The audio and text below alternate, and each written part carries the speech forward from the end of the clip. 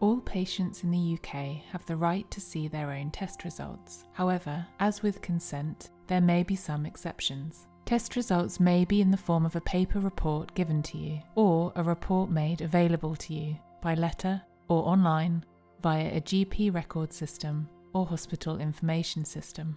For example, a patient portal such as My Health at UHB, which allows patients at University Hospitals Birmingham NHS Foundation Trust to remotely access some of their clinical information, including letters, appointments, and some lab or scan results.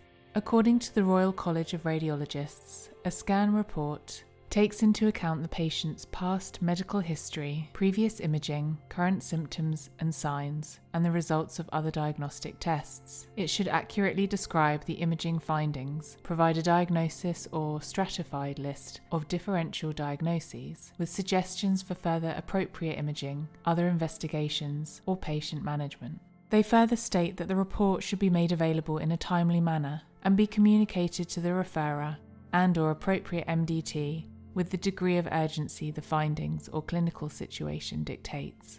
In an emergency, this would be as soon as possible. If, however, it is part of a long-term surveillance or monitoring and no new findings are seen, this may take longer. The most common tool used in radiology for assessing cancer is something called Response Evaluation Criteria in solid tumours. For this tool to work, there must be at least one tumour or abnormal lymph node that can be measured on an X-ray or scan. This is called a target or marker lesion. Other tools may be used dependent on the type of scan used. Not all response to treatment leads to tumour shrinkage, but there may be other visible clues that indicate response. Radiology assessment can result in a report summary that describes whether a tumour or tumours disappears, shrinks, gets bigger, or stays the same. Terms often used are complete response, partial response, progressive disease, or stable disease. Complete response, disappearance of all known tumours and no new disease seen. Partial response, at least a 30% decrease in some of all target lesions and no new disease seen. Progressive disease, at least a 20 to 25% or more increase in some of all target lesions and/or the presence of new tumours or lymph nodes. Stable disease may mean that there has been no change. However, it may also refer to disease that shows some change but not enough to be called either responsive or progression. It also means that no evidence of new disease is seen.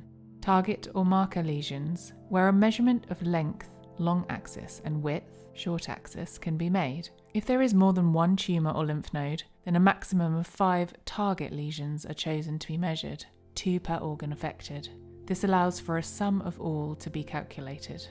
Identifying target lesions does not mean that other sites are not monitored. Indeed, the radiologist will map out exactly where the disease is.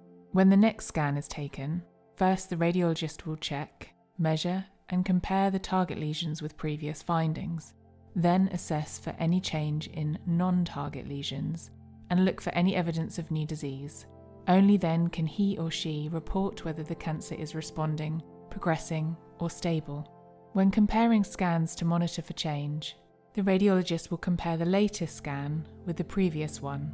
However, in some neuroendocrine cancers, changes may appear very gradually.